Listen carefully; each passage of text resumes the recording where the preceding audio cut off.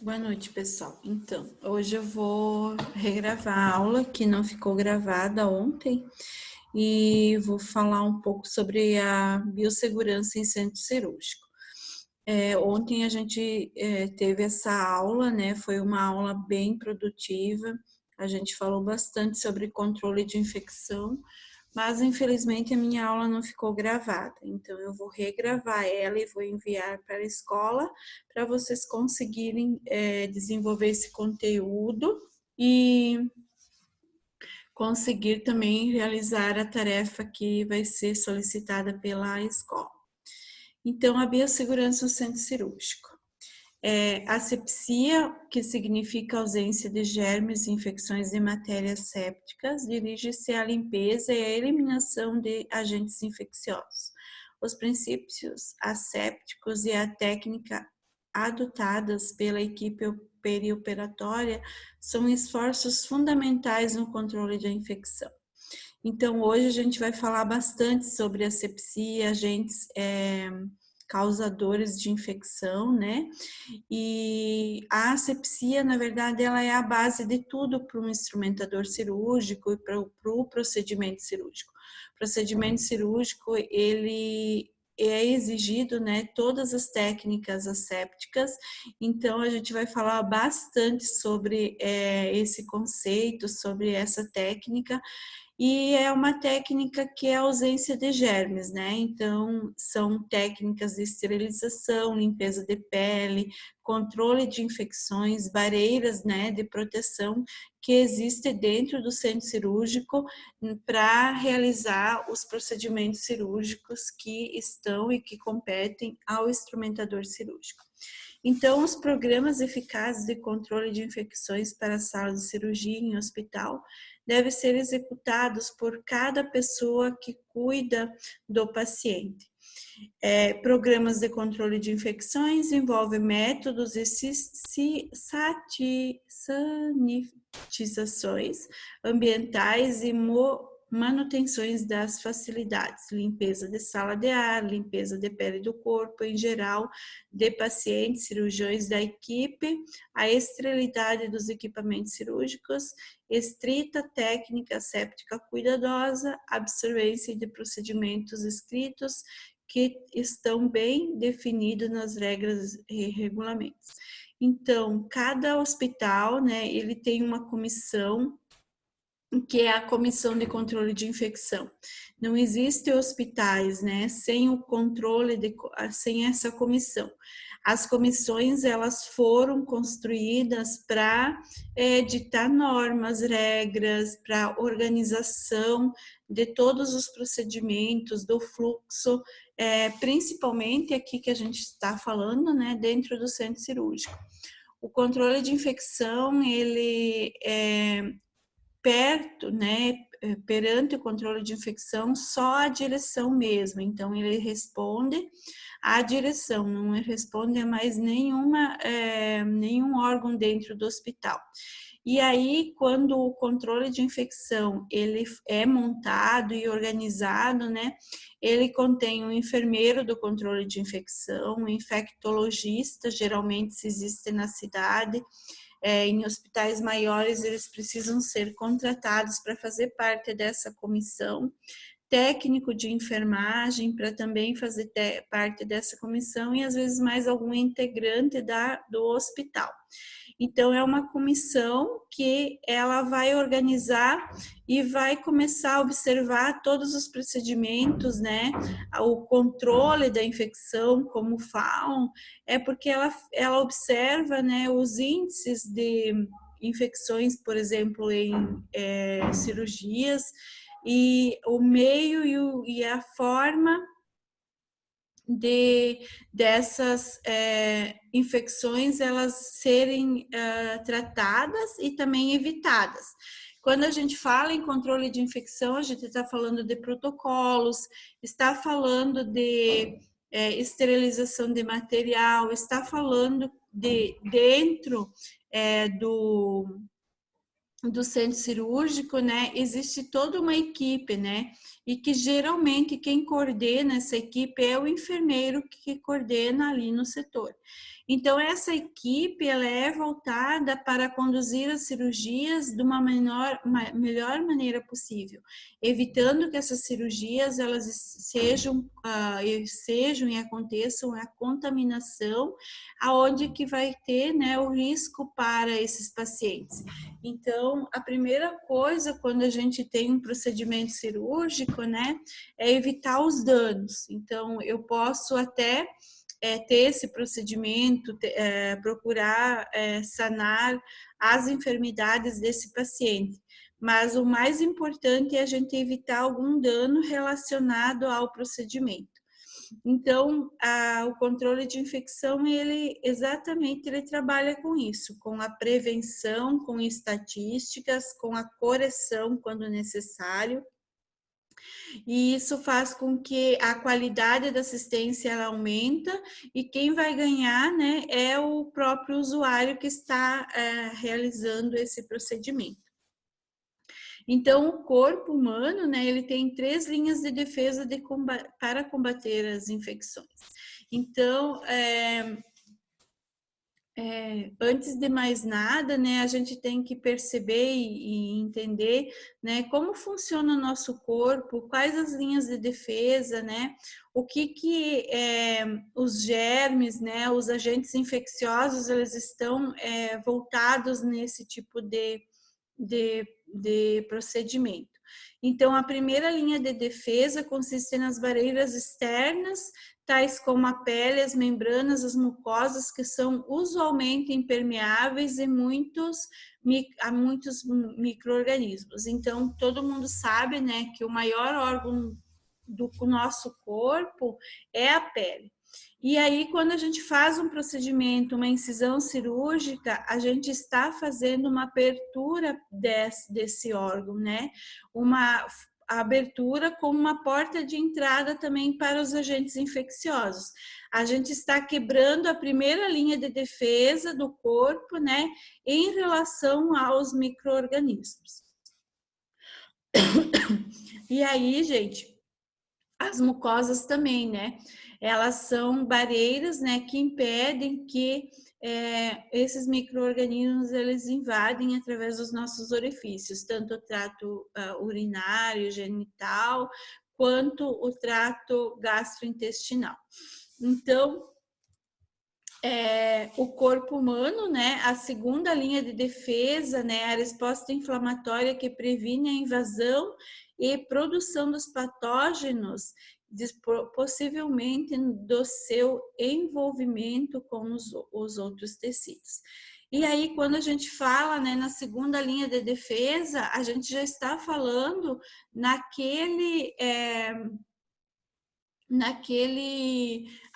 agente, né, naquele corpo que já entrou, né, para dentro dessa incisão, né, um germe, né, um órgão, um germe patológico.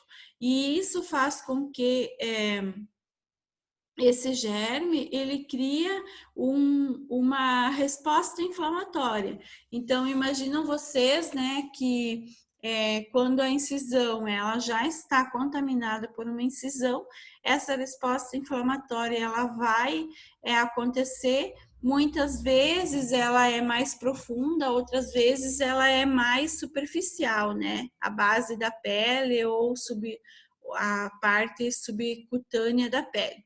E essas respostas, elas fazem com que o organismo tenta se defender, né, nessa segunda linha de defesa, com macrófagos, né, que vão fazer vão tentar evitar com esse processo de infecção, que essa infecção se generalize para outros órgãos ou tecidos, ou até mesmo uma infecção generalizada. Então, quando a gente está com essa infecção, essa primeira barreira intacta, é muito difícil a gente ter uma infecção, mas quando a gente faz uma abertura, né, que essa abertura, ela é uma abertura, por exemplo, incisional ali na cirurgia, a gente já está quebrando a primeira linha, né, de barreira, e aí se essa bactéria, se esse agente infeccioso, ele entra para dentro dessa abertura, ele acomete um processo inflamatório, onde o corpo ele vai tentar fazer uma defesa, evitando que esse processo inflamatório evita que essa infecção ela se generalize por outros órgãos ou outros tecidos. E esses agentes infecciosos, né? A terceira linha de defesa, então, é a resposta imune. É desencadeada após a resposta inflamatória. Então, quando chega o momento em que esse tecido, esse portador, né, esse paciente, ele está tendo essa resposta inflamatória e ela já não consegue mais responder só ali nesse local, a terceira linha de defesa, ela cria uma resposta imune, né, desencadeada após uma resposta inflamatória. Quando existe uma ruptura, né, quando existe uma ruptura onde que esse mecanismo de defesa, né, a possibilidade de infecção aumenta. Então, a terceira resposta de defesa do nosso corpo é esse, né? Quando o corpo ele começa a querer combater essa infecção que ela já está se generalizando ou entrando para outros órgãos. Então, os agentes, né, são inúmeros, né? A gente pode ter agentes patológicos capazes de produzir danos teciduais. E geralmente, né, esses tecidos eles se tornam um alimento para esses agentes, né? Então são tecidos que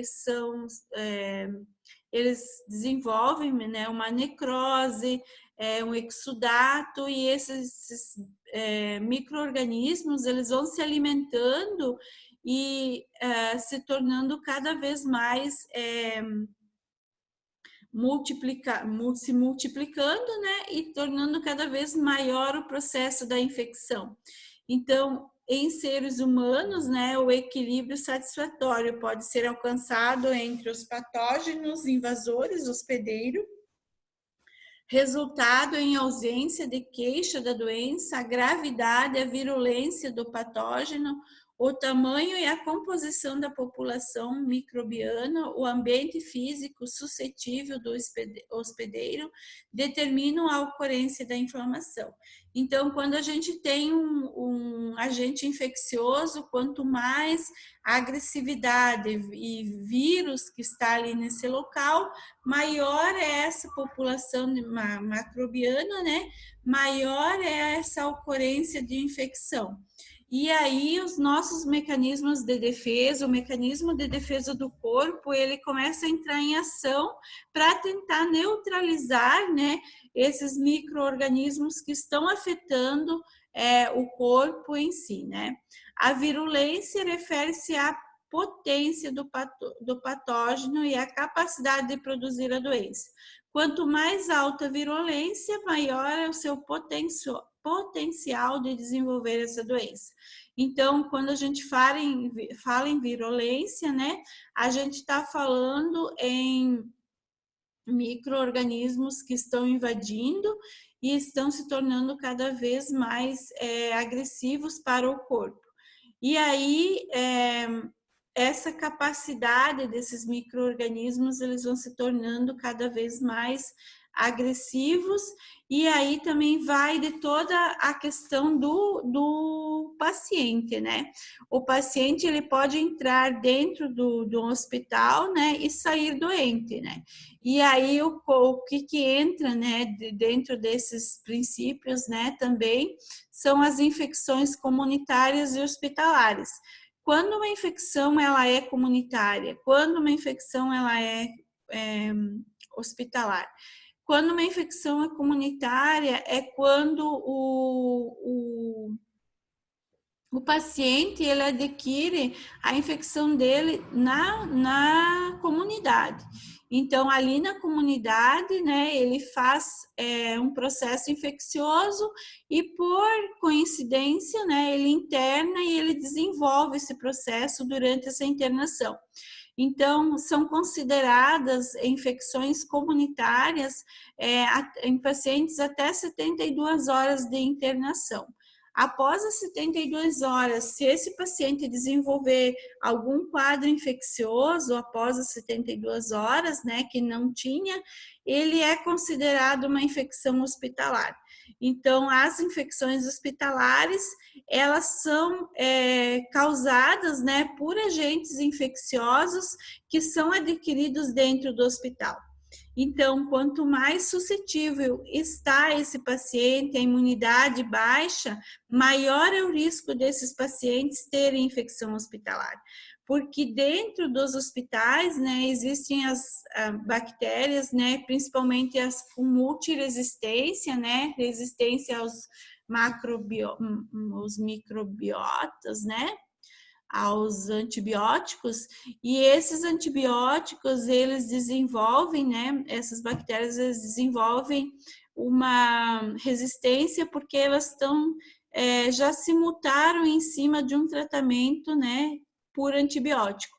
E aí, essas superbactérias, elas ficam esperando os pacientes, né? Elas só vão se desenvolver em pacientes, em pessoas com a imunidade baixa.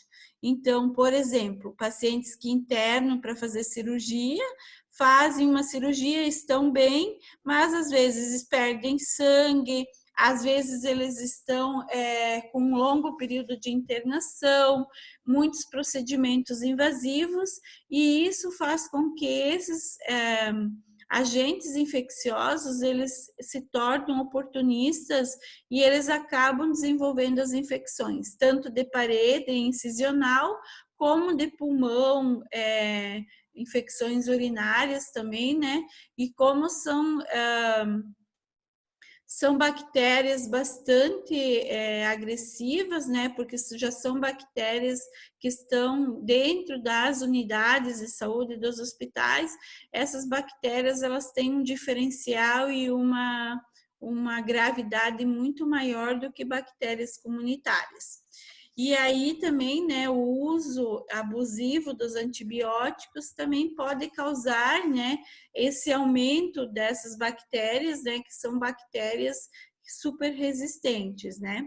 Então, os patógenos primários refere-se a micro-organismos altamente virulentos que são capazes de produzir doenças com um pouco número deles. Os oportunistas são de baixa virulência e requerem grandes números para produzir a infecção.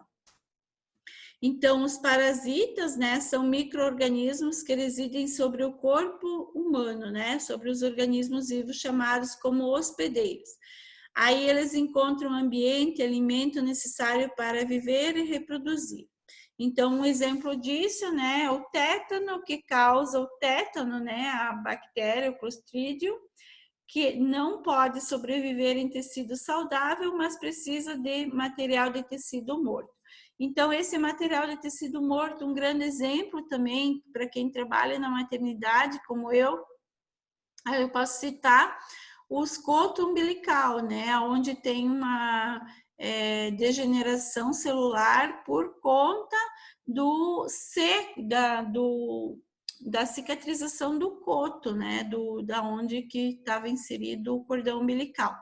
E isso, pessoal, faz com que antigamente, né, essas crianças, elas tinham o mal dos 7 dias, né, e o mal dos 7 dias nada mais era do que as mulheres que não realizavam as vacinas do tétano, porque não era preconizado, e muitas crenças, né, voltadas em cima dessas questões da cicatrização umbilical, aonde que era colocado pó de café ou passado faixinha, até mesmo às vezes fezes, né, e fazer pensando que todos esses emplastos iam fazer com que esse cotos se curasse.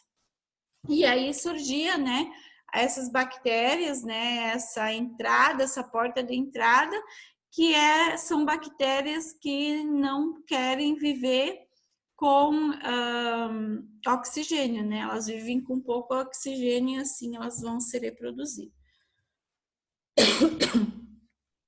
Certas bactérias, né, membros do gênero Bacillus, né, Clostridium, formam e desenvolvem estruturas especializadas chamadas de esporo. Então, esses esporos, eles podem viver muito tempo no ambiente e aí, quando eles encontram um agente, né, um organismo suscetível, ele pode causar essa doença ou invadir, né, para essa infecção.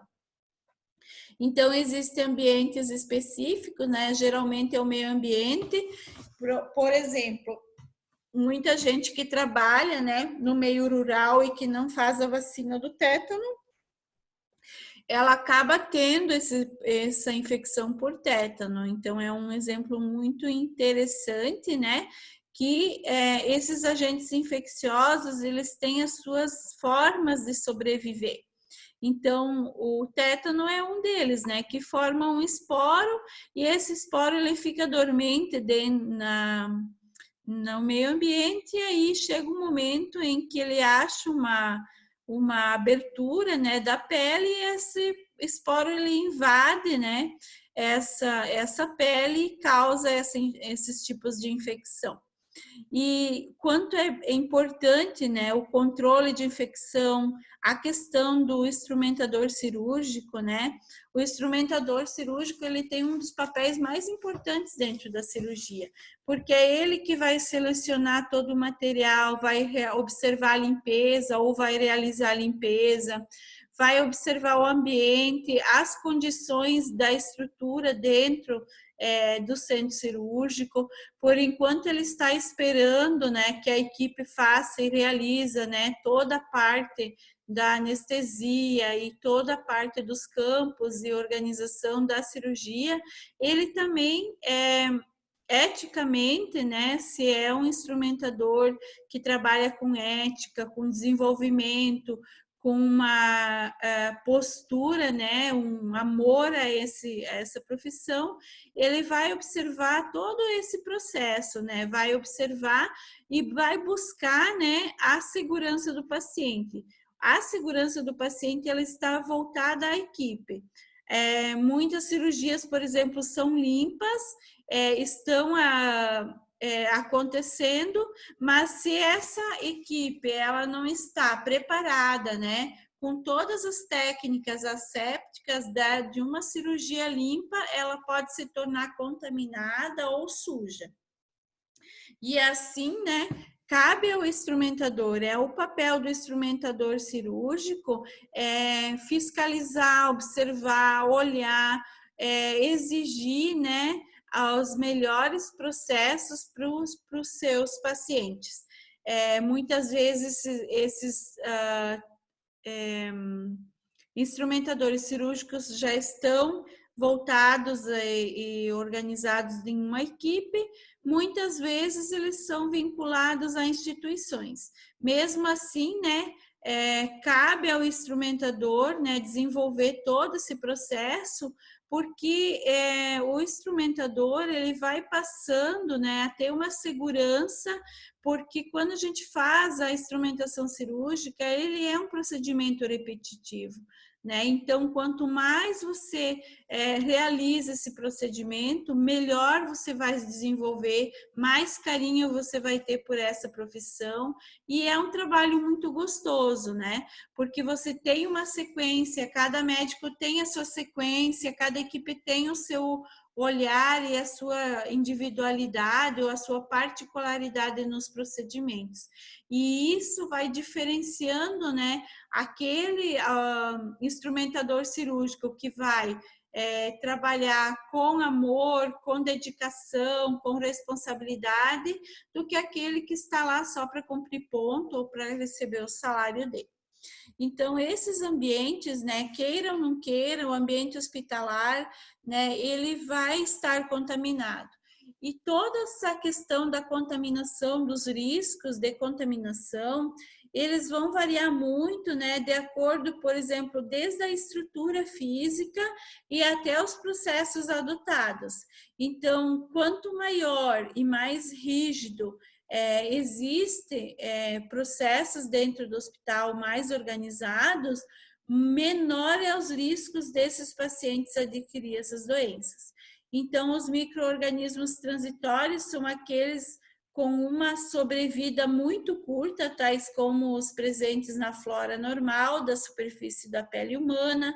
As bactérias gram-negativas são transitórias nas mãos das pessoas que trabalham no hospital e são responsáveis por 60% das infecções. Então, né, já está comprovado, né, que não é só tecido, a roupa que a pessoa usa, o cabelo ou a máscara, né, mas o agente mais que transmite, que espalha as infecções dentro do hospital são as mãos. Hoje, com toda essa questão do Covid, né, com toda essa questão da pandemia, se melhorou muito essa questão da lavagem das mãos, até porque as pessoas estão com muito medo, né? Então, se hoje a gente observava, né, que a gente lavava as mãos numa certa frequência, hoje a gente tem uma observação muito mais rigorosa, né, naquilo que a gente toca, naquilo que a gente faz e nos procedimentos e também na lavagem das mãos, porque cabe também ao profissional de saúde, né, toda essa questão. Hoje, né, a saúde do paciente ela começa pelas mãos do profissional. Se esse profissional ele não realiza uma asepsia correta, se esse profissional ele não tem esse cuidado tanto na escovação quanto na calçar luvas, ele vai ter um risco maior de contaminação dos pacientes. Então, dentro das questões, né, hospitalares, né, existem os micro-organismos resistentes, que são aqueles que habitualmente vivem na epiderme, nas fissuras profundas das dobras das peles.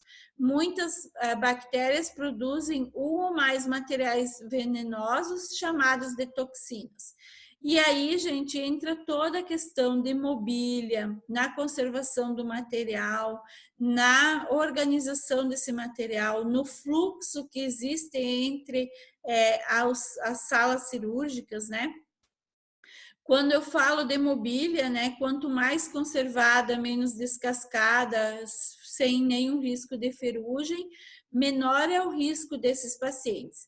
As bactérias multiresistentes, principalmente, né, elas criam um mecanismo chamado de biofilme. Então, elas se invadem para dentro de equipamentos, né, que tenham locais que possam ser alojados essas bactérias, fissuras, aberturas, né, batidas, esmaltados, e elas formam um biofilme. E aí, por exemplo, elas não vão só atacar, dificilmente elas vão atacar pessoas saudáveis, por exemplo, como nós profissionais de saúde, né?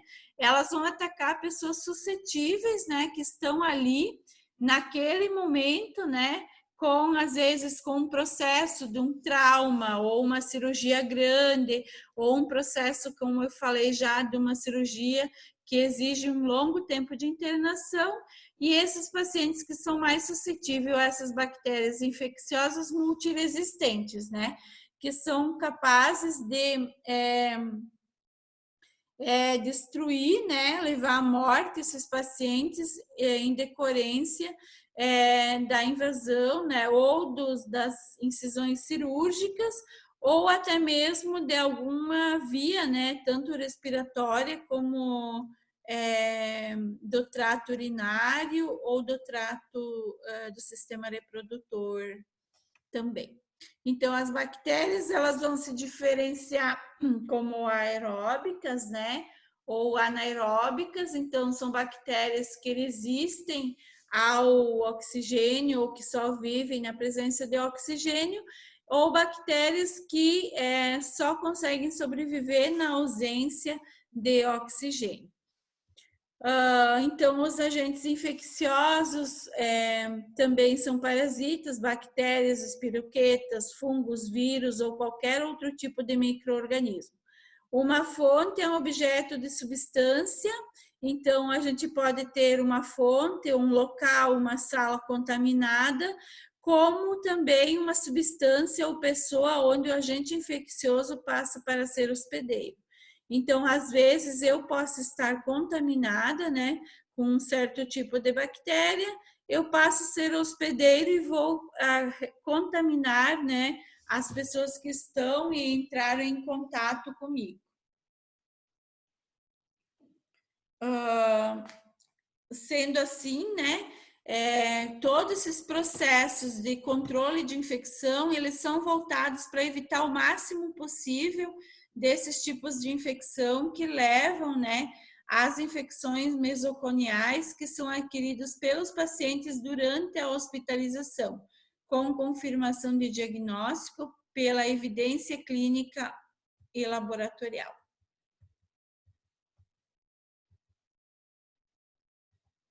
Então, o período de incubação para infecções em feridas cirúrgicas, né, é de 3 a 8 dias após a cirurgia, variáveis consideradas na determinação do grau do risco das infecções nosoconiais, né, são baseadas em classificação do ferimento. As 4 classificações para ferimentos, né, cirúrgicos incluem os seguintes.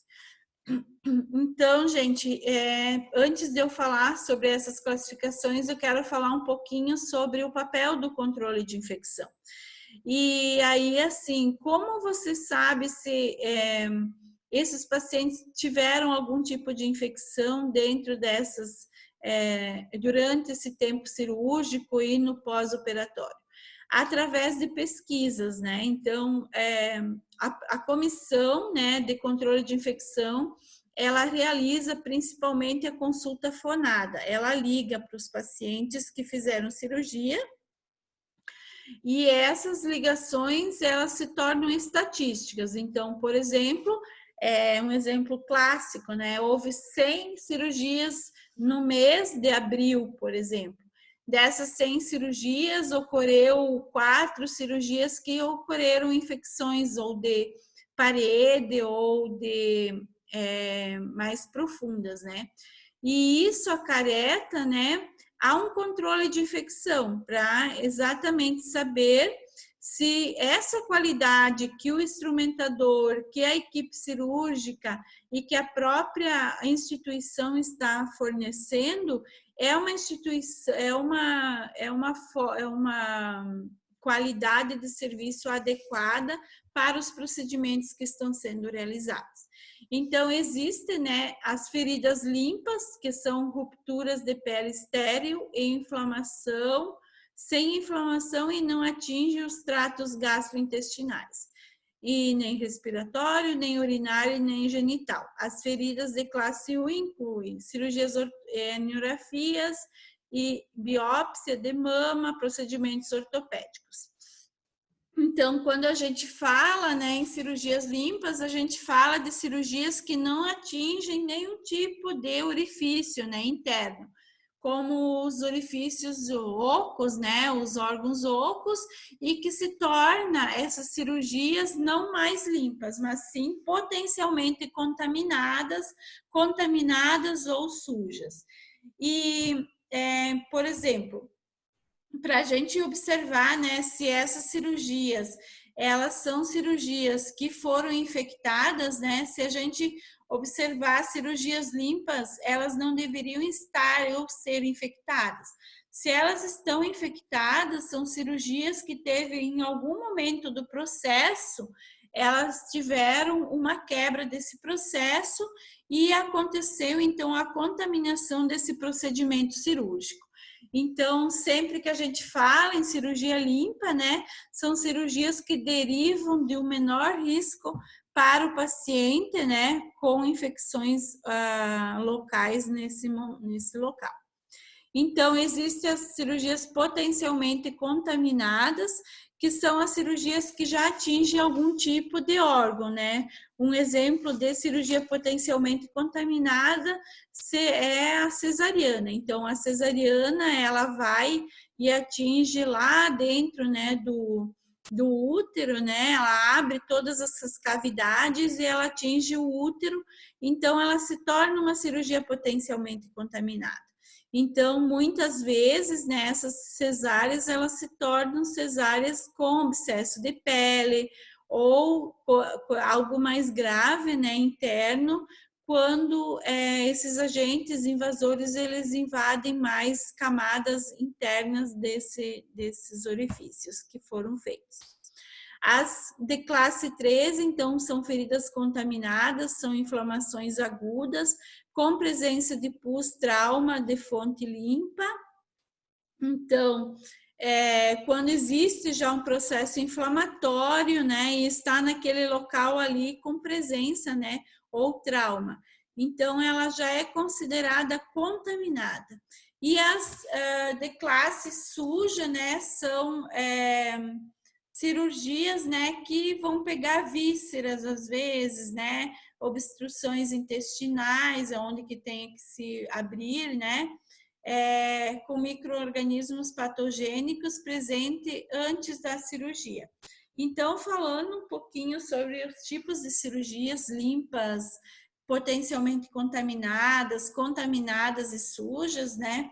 Isso também, gente, a própria equipe cirúrgica, ela tem um papel fundamental para isso.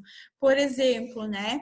Sempre é bom observar e deixar sempre as cirurgias contaminadas, que não sejam cirurgias de urgência, né? Para o final dos procedimentos. Então, você tem lá, por exemplo, 15 cirurgias no dia, 30 cirurgias no dia, né? E aí, essas cirurgias vão ser separadas por contaminação. Então, geralmente, procura-se fazer no início da manhã, no início da jornada, todas as cirurgias limpas, né? Para evitar essa circulação, né, de pessoas entre cirurgias contaminadas e cirurgias limpas. Todas essas cirurgias limpas, elas deveriam ser, né, as primeiras a ser realizadas e, por final, sempre deixar as mais contaminadas para evitar que esses agentes, né, essas cirurgias, elas se cruzam durante os procedimentos. E isso, gente, é de grande importância, né, para o cuidado, né, do paciente. Os riscos, eles são muito menores e aí evita muito, né, que esses pacientes, eles acabam sendo infectados por esses agentes de micro-organismos patogênicos. E as cirurgias potencialmente contaminadas, né? Também é importante uma asepsia, o que também é muito importante, né? É iniciar desde lá da unidade, né? A própria equipe cirúrgica, ela deve ter uma preocupação com esses pacientes desde lá da unidade aonde que ele está internado, né? Então, qual que vai ser essa preocupação?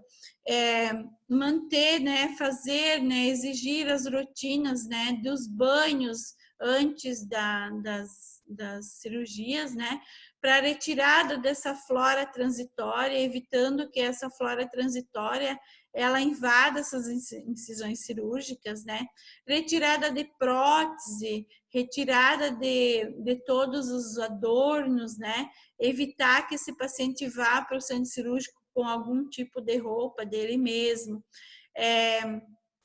A própria equipe, né, sempre com a paramentação correta, a lavagem das mãos, né, isso é muito importante e faz com que todo esse procedimento, no final de tudo, ele tenha um sucesso muito grande.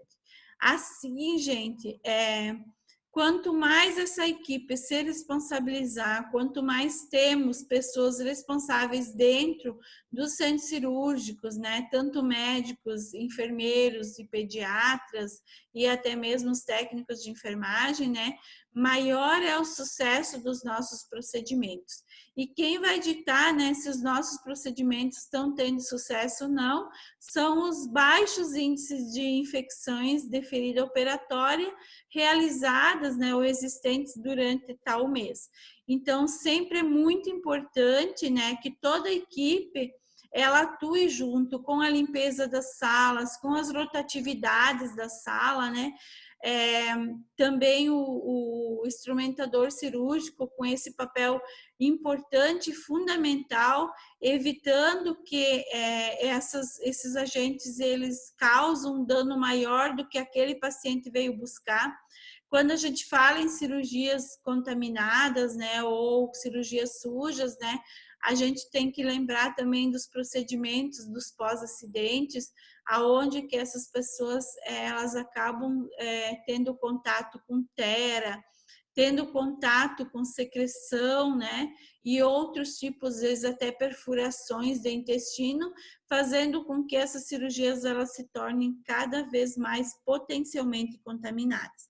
Então, cabe ao instrumentador. O instrumentador ele tem um papel muito importante dentro da equipe, né?